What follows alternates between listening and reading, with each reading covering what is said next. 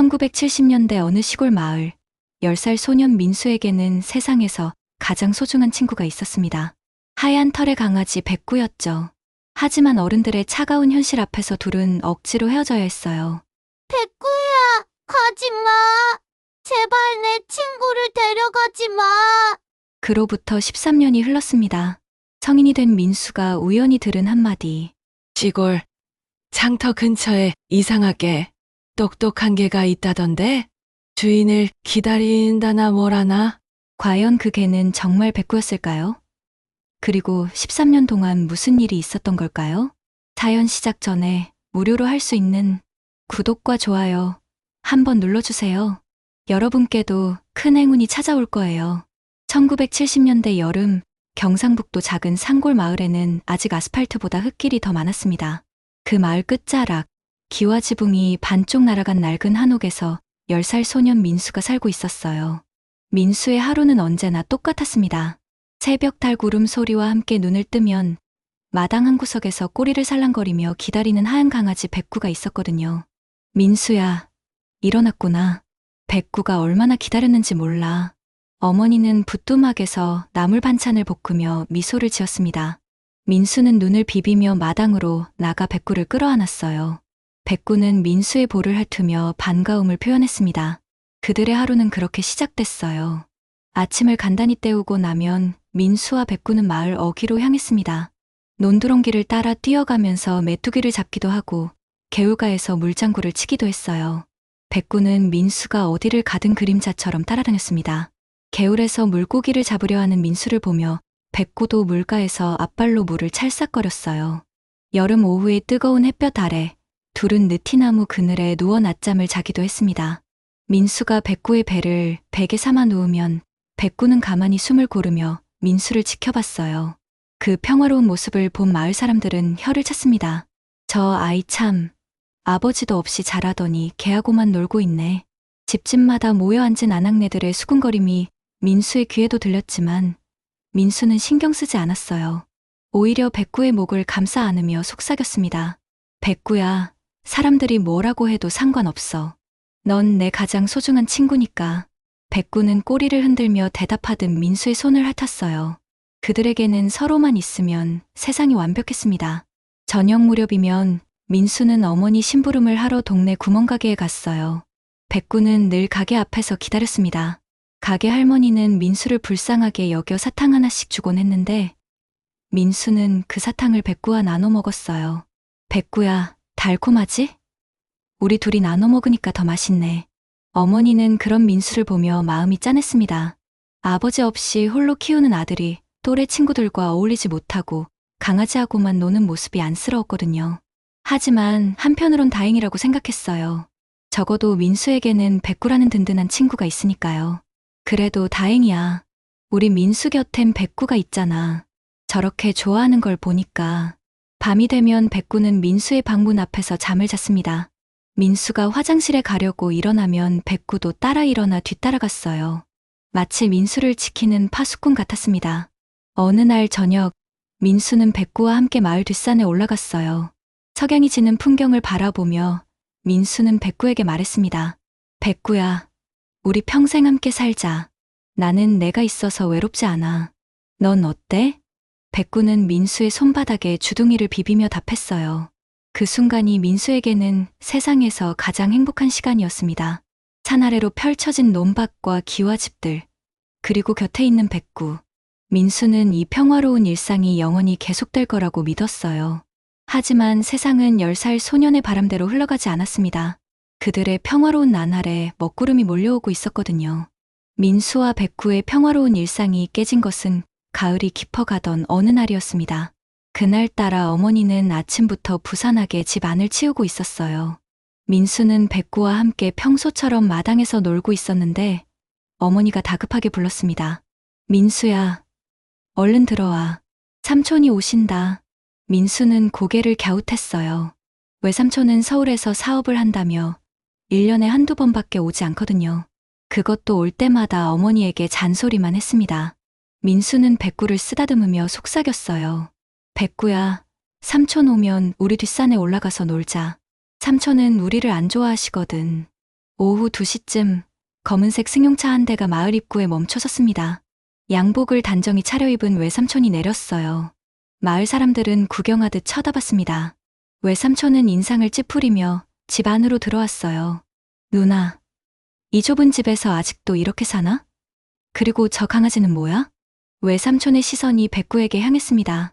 백구는 본능적으로 위험을 감지했는지 민수 뒤로 숨었어요. 민수는 백구를 보호하듯 앞에 섰습니다.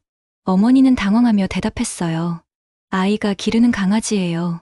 백구라고 하는데 착하고 똑똑해서. 외삼촌은 손을 내저었습니다. 그의 목소리는 점점 거칠어졌어요. 누나, 정신 차려. 이 가난한 살림에 강아지까지 키워? 먹을 것도 제대로 못 주면서 무슨 강아지야. 저런 쓸데없는 짐 때문에 민수 교육비도 제대로 못 내고 있잖아. 민수의 가슴이 철렁 내려앉았습니다. 외삼촌의 말투에서 불길한 예감이 들었거든요. 어머니는 눈물을 참으며 변명했어요.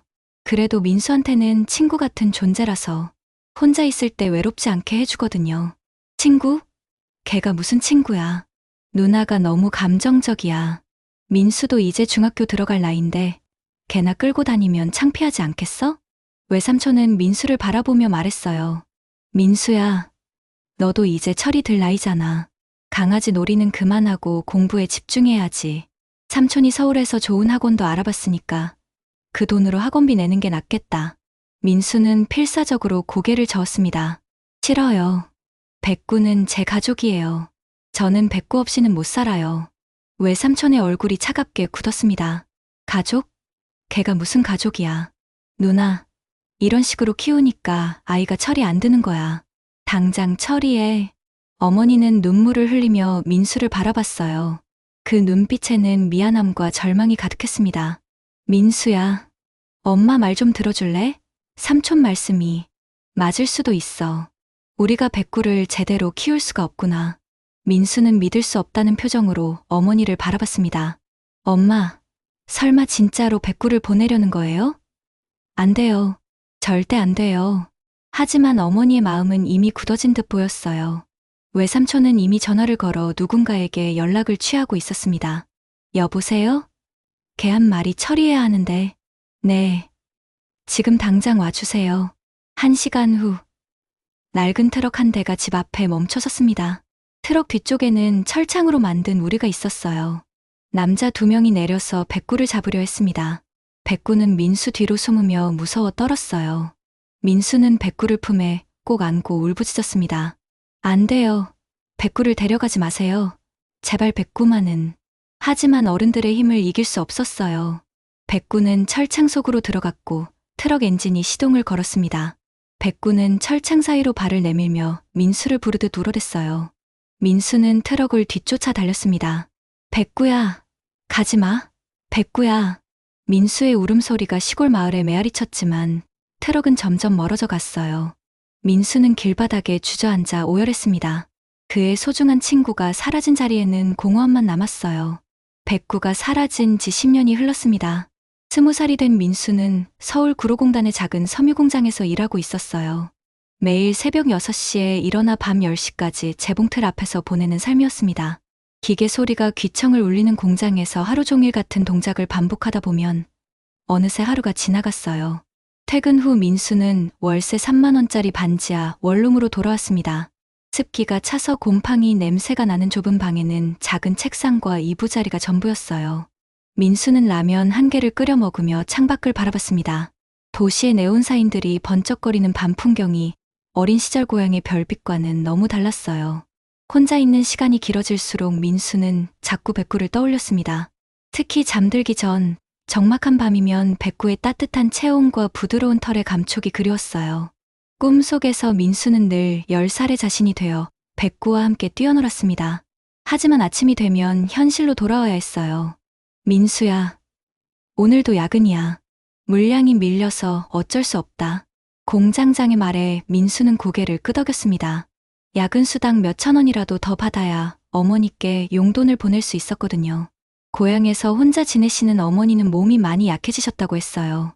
그런 생활을 반복하던 어느 금요일 저녁, 동료 기철이가 민수에게 말을 걸었습니다.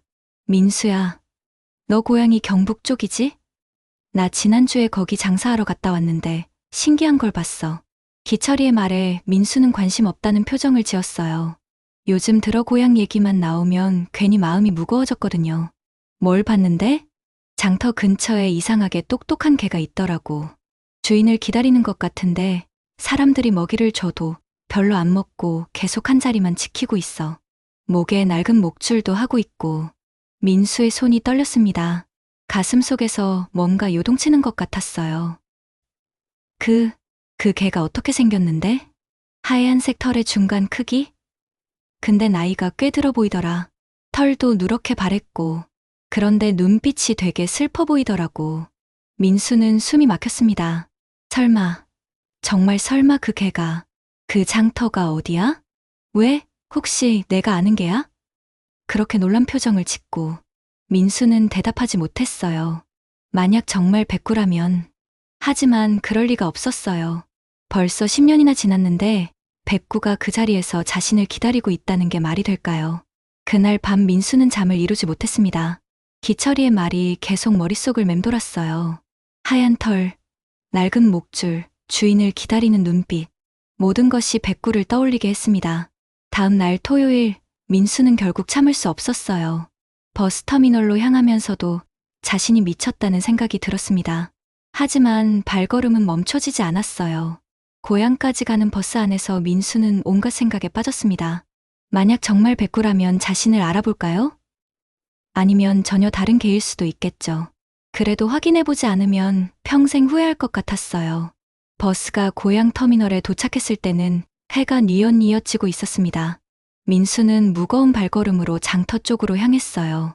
마음은 조급했지만 다리가 떨려서 빨리 걸을 수가 없었습니다. 장터에 도착했을 때 민수는 한동안 그 자리에 서 있었어요. 용기가 나지 않았거든요. 만약 백구가 아니라면, 혹은 백구가 자신을 기억하지 못한다면 어떻게 하죠? 하지만 민수는 천천히 장터 안쪽으로 걸어갔습니다. 그리고 과일 가게 앞 구석진 자리에서 낡은 목줄에 묶여있는 늙은 개 한 마리를 발견했어요. 민수의 발걸음이 멈춰섰습니다. 과일 가게 앞 그늘진 구석에 웅크리고 있는 개의 모습이 눈에 들어왔거든요. 하얀 털은 세월의 무게로 누렇게 바랬고 한때 윤기가 흘렀던 모습은 온데간데 없이 사라져 있었어요.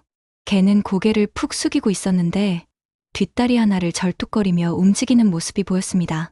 민수는 한 걸음씩 조심스럽게 다가갔어요. 가슴이 두근거려서 숨소리까지 거칠어졌습니다. 과연 저 개가 백구일까요? 아니면 자신의 착각일까요?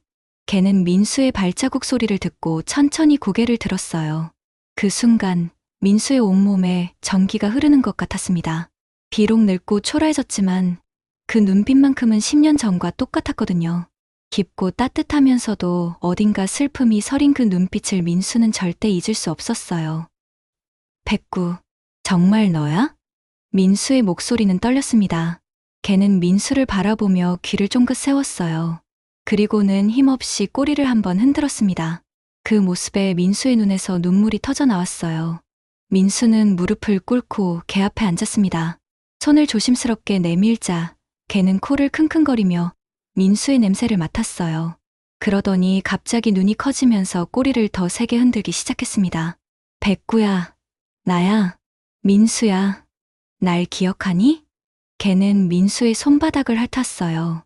거친 혀의 감촉이 어린 시절의 기억을 생생하게 되살렸습니다. 민수는 더 이상 참을 수 없어 백구를 끌어안았어요. 백구도 민수의 품에 몸을 맡기며 낑낑거렸습니다. 미안해, 백구야.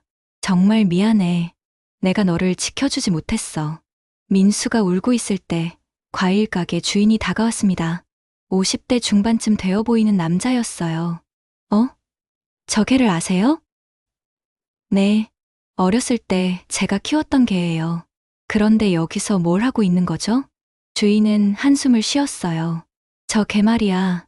3년 전부터 여기 있었어요. 처음에는 누가 버린 줄 알았는데 목줄을 보니까 주인이 있었던 것 같더라고. 그런데 이상하게 다른 곳으로 가려고 하지 않아요. 계속 이 자리만 지키고 있어. 민수는 놀랐어요. 3년이나 이 자리에서 기다렸다는 뜻이었거든요. 밥은 어떻게 먹었어요? 마을 사람들이 돌아가면서 챙겨줬죠. 그런데 요즘에는 별로 안 먹어요. 주인 없으면 밥도 잘 안 먹더라고. 아마 많이 늙어서 그런가 봐요. 민수는 백구의 몸을 살펴봤어요.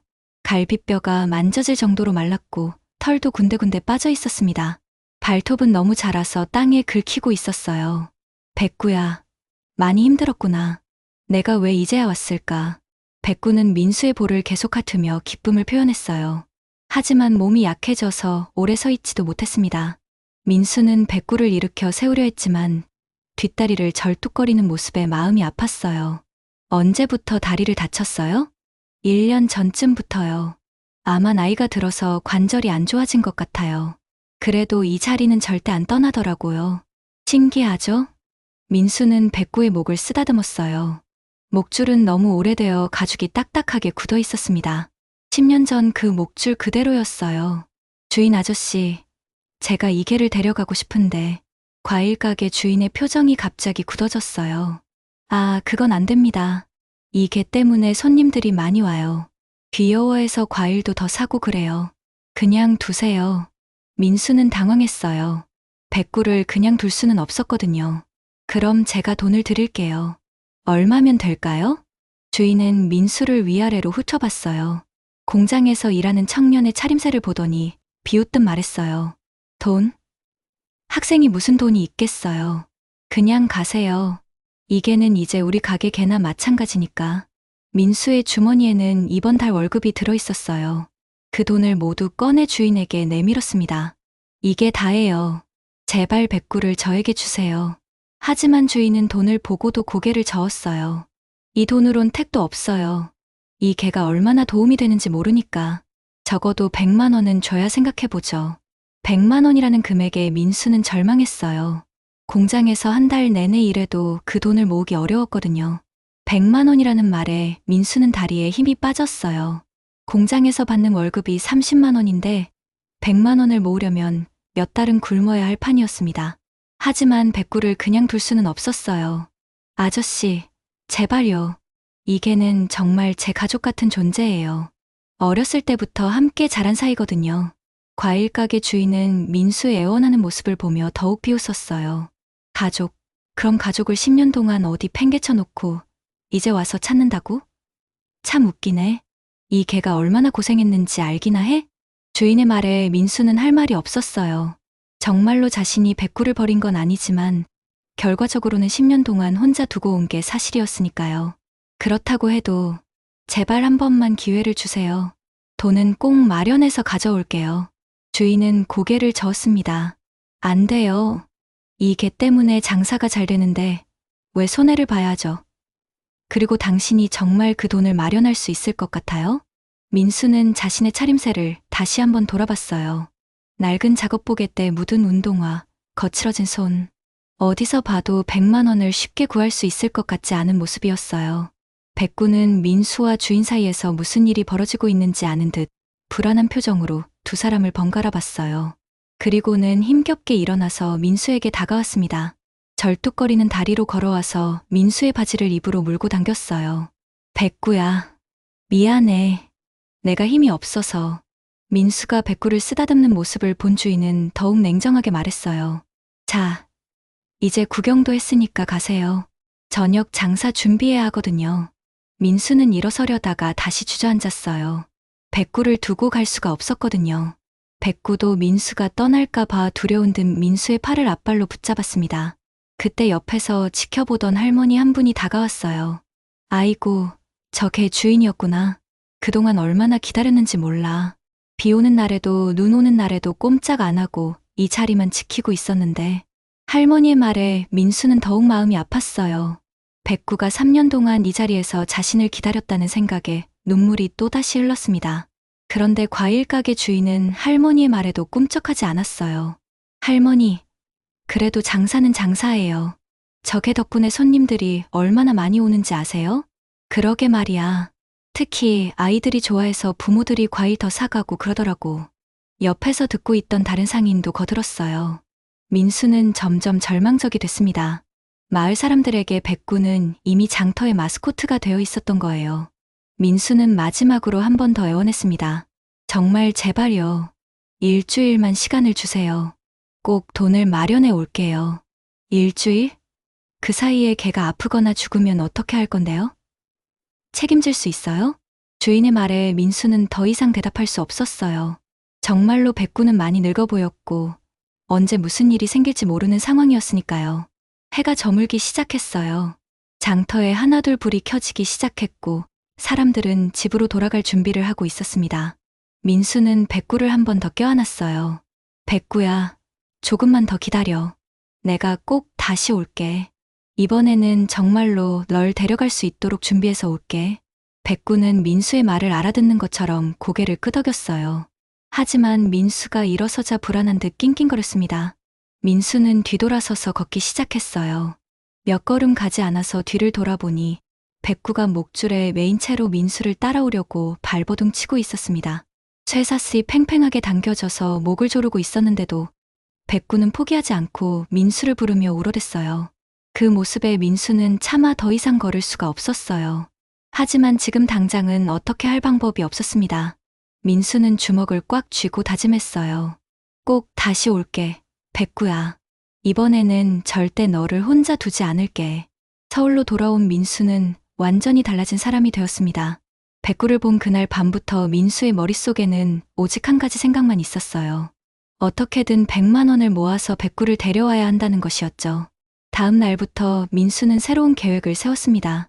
평일에는 공장에서 일하고 주말과 퇴근 후 시간에는 다른 일을 더 하기로 한 거예요. 먼저 신문 배달 아르바이트를 시작했습니다. 새벽 4시에 일어나서 신문을 배달하고 6시에 공장으로 출근하는 생활이 시작됐어요. 하루 종일 재봉틀 앞에서 일하고 나면 몸이 천근만근이었지만 민수는 저녁에도 쉬지 않았습니다. 근처 식당에서 설거지 일을 구해서 밤 11시까지 일했어요. 민수야, 너 요즘 왜 그래? 얼굴이 완전 초췌해졌네. 공장 동료 기철이가 걱정스럽게 말했어요. 민수는 웃으며 대답했습니다. 괜찮아. 돈 좀 모아야 할 일이 있어서. 하지만 괜찮지 않았어요. 하루에 서너 시간밖에 자지 못하는 생활이 계속되면서 민수의 몸은 점점 망가져 갔습니다. 손에는 굳은 살이 두껍게 배기고 눈 밑에는 다크서클이 짙어졌어요. 그래도 민수는 포기하지 않았습니다. 토요일과 일요일에는 건설 현장에서 막노동을 했어요. 벽돌을 나르고 시멘트를 섞는 일이었는데 처음에는 몸이 따라주지 않아서 고생했습니다. 아저씨들, 제가 좀 서툴러도 참고 가르쳐 주세요. 민수의 간절한 부탁에 현장 아저씨들도 마음이 움직였어요. 이 새끼 참 성실하네. 요즘 젊은 놈들은 힘든 일 안 하려고 하는데 현장에서 일하는 동안 민수는 백구 생각으로 버텼어요.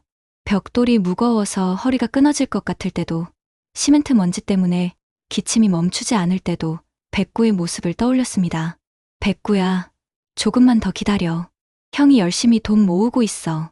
한 달이 지났을 때 민수가 모은 돈은 15만 원이었어요.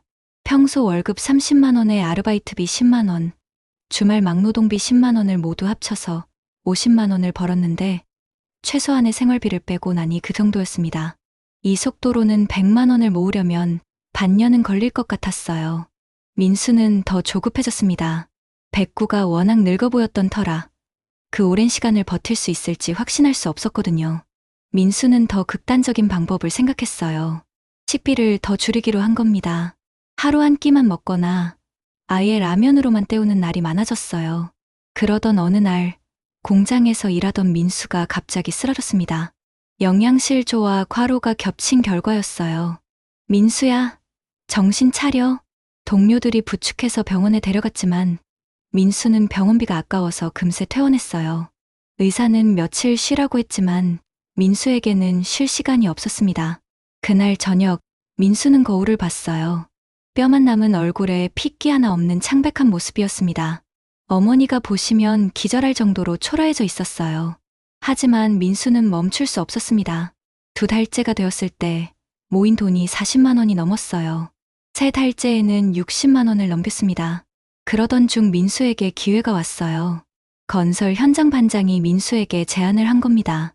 민수야, 다음 주에 위험한 작업이 있는데 할래? 고층 건물 외벽 작업인데 하루에 10만 원 줄게. 위험하다는 말에 민수는 주저했어요. 하지만 10만 원이라는 돈이 너무 컸습니다. 한 번만 하면 되나요? 아니야. 일주일 정도 걸릴 것 같은데 매일 10만 원씩 줄게. 어때? 일주일이면 70만 원이었어요. 지금까지 모은 돈과 합치면 100만 원을 넘을 수 있었습니다. 하겠습니다. 민수는 두려웠지만 결정을 내렸어요. 백구를 위해서라면 무엇이든 할 수 있었거든요. 그날 밤 민수는 오랜만에 고향에 전화를 걸었습니다. 어머니, 저예요. 어머니의 목소리가 들렸을 때 민수는 눈물이 났어요. 민수야, 목소리가 왜 그래? 혹시 아픈 거 아니야? 아니에요. 괜찮아요. 그런데 어머니, 백구 기억하세요? 어머니는 잠시 말이 없었어요. 그리고는 작은 목소리로 대답했습니다. 그럼 어떻게 있겠니? 미안하다, 민수야. 어머니, 제가 백구를 찾았어요. 그리고 곧 데려올 거예요. 정말? 정말이야? 어머니의 목소리에 기쁨이 섞여 있었어요. 민수는 마음속으로 다짐했습니다. 이번 주만 버티자. 그러면 백구를 데려올 수 있어. 위험한 고층 작업이 시작된 월요일, 민수는 새벽부터 건설 현장에 나갔습니다. 20층 높이의 건물 외벽에 매달려 유리창을 닦는 일이었어요. 아래를 내려다보면 사람들이 개미처럼 작게 보였습니다. 민수야, 조심해. 안전벨트 제대로 맸나? 반장의 당부에 민수는 고개를 끄덕였어요. 하지만 높이에 대한 공포와 바람 때문에 몸이 계속 떨렸습니다. 그럴 때마다 민수는 백구를 떠올렸어요. 백구야, 형이 이거 마치면 널 데리러 갈게. 첫째 날은 무사히 넘어갔어요. 집에 돌아온 민수는 10만 원을 꺼내서 지갑에 넣었습니다. 이제 모은 돈이 70만 원이 넘었어요. 둘째 날, 날씨가 흐렸어요. 바람도 평소보다 강하게 불었습니다. 반장은 걱정스러운 표정으로 말했어요. 오늘은 위험할 것 같은데 어떻게 할래? 내일로 미뤄도 돼. 하지만 민수는 고개를 저었습니다. 괜찮습니다. 하겠습니다. 민수에게는 하루도 지체할 시간이 없었거든요. 백구가 혹시라도 아플까봐 마음이 조급했어요. 작업 중간에 비가 내리기 시작했어요. 미끄러운 외벽에서 일하는 것은 더욱 위험했습니다. 민수는 온몸에 힘을 주며 버텼어요. 그때였어요. 갑작스러운 돌풍이 불면서 민수의 몸이 크게 흔들렸습니다. 순간 발을 헛디딘 민수는 공중에 매달렸어요. 안전벨트 하나에만 의존한 채로요. 민수야. 아래에서 동료들의 비명소리가 들렸어요. 민수는 필사적으로 로프를 붙잡았습니다. 그 순간 백구의 얼굴이 떠올랐어요. 안 돼. 여기서 죽으면 백구를 누가 데려가지? 간신히 균형을 잡은 민수는 안전하게 내려올 수 있었어요. 동료들은 얼굴이 하얗게 질린 민수를 보고 걱정했습니다. 민수야. 오늘은 그만하자.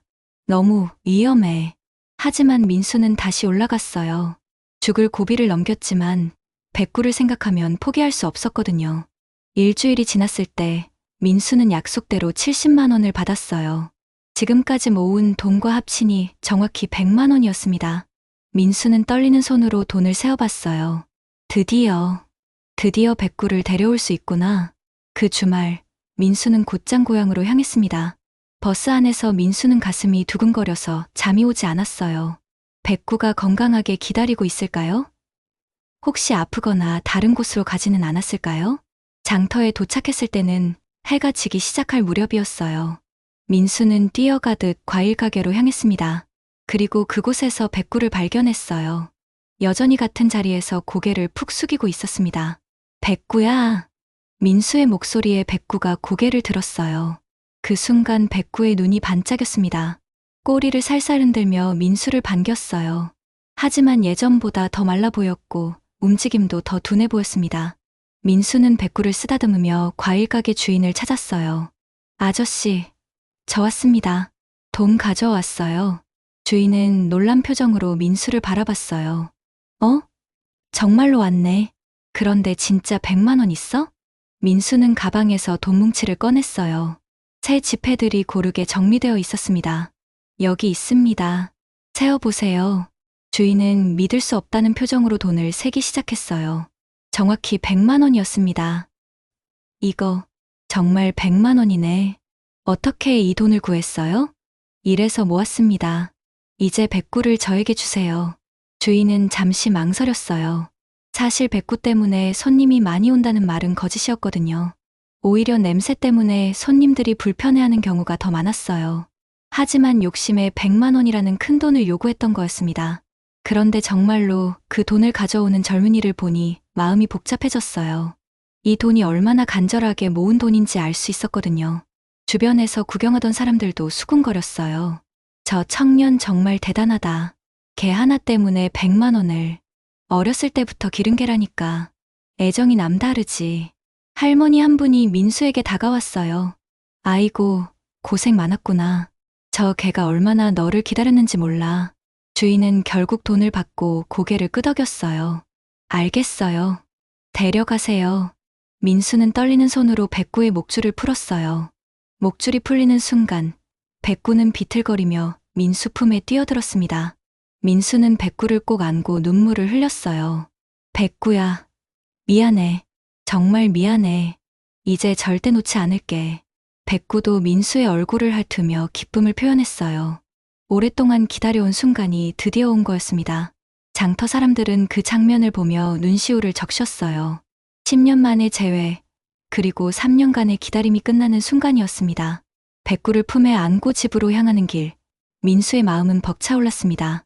백구는 민수의 품에서 편안해하며 눈을 지그시 감았어요. 13년 만에 진정한 주인의 품에 안긴 백구는 마침내 안식을 찾은 것 같았습니다. 어머니는 대문 앞에서 두 사람을 기다리고 계셨어요. 백구를 본 순간 어머니의 눈에서 눈물이 흘러내렸습니다. 백구야, 정말 백구구나. 얼마나 기다렸을까. 어머니는 백구를 조심스럽게 쓰다듬으셨어요. 백구는 어머니의 냄새를 기억하는 듯 꼬리를 살짝 흔들었습니다. 그날 밤부터 백구는 민수의 방에서 잠을 잤어요. 예전처럼 민수 침대 옆에 이불을 깔아놓으니 백구는 그곳에 몸을 웅크렸습니다. 오랜만에 따뜻한 잠자리에서 자게 된 백구는 깊은 잠에 빠졌어요. 민수는 백구의 고른 숨소리를 들으며 마음이 평온해졌습니다. 지난 몇 달 동안 겪었던 고생이 모두 보상받는 기분이었어요. 다음 날부터 민수와 백구의 새로운 일상이 시작됐습니다. 민수는 서울의 공장을 그만두고 고향에서 일자리를 찾기로 했어요. 백구를 혼자 둘 수는 없었거든요. 마을 이장님의 도움으로 민수는 읍내 철물점에서 일하게 됐습니다. 월급은 서울보다 적었지만 백구와 함께 있을 수 있다는 것만으로도 충분했어요. 백구야, 형이 일 갔다 올게. 집에서 어머니랑 있어. 매일 아침 출근할 때 민수가 말하면 백구는 현관까지 나와서 민수를 배웅했어요. 비록 다리는 불편하지만 민수를 향한 애정만큼은 변하지 않았습니다. 백구의 건강을 위해 민수는 읍내 동물병원에 데려갔어요. 수의사 선생님은 백구를 진찰하며 말했습니다. 나이가 많아서 관절이 많이 안 좋네요. 하지만 주인이 돌아와서 그런지 정신 상태는 좋아 보입니다. 민수는 백구를 위해 영양제와 관절약을 처방받았어요. 비용이 적지 않았지만 백구를 위해서라면 아까울 게 없었습니다. 집에서는 어머니가 백구를 정성껏 돌봐주셨어요. 소화가 잘 되도록 닭가슴살을 삶아서 잘게 찢어주시고 따뜻한 곳에서 쉴 수 있도록 방석도 깔아주셨어요. 백구야, 많이 먹어. 살도 좀 찌우고. 어머니의 보살핌 덕분에 백구는 조금씩 건강해져 갔어요. 털에도 윤기가 돌기 시작했고 걸음걸이도 전보다 나아졌습니다. 주말이면 민수는 백구와 함께 마을을 산책했어요. 예전처럼 논두렁길을 걸으며 추억을 되새겼습니다. 백구는 힘들어했지만 민수와 함께하는 시간을 소중하게 여기는 듯했어요. 백구야, 우리 어렸을 때 여기서 많이 놀았지? 백구는 민수의 말에 대답하듯 꼬리를 흔들었어요.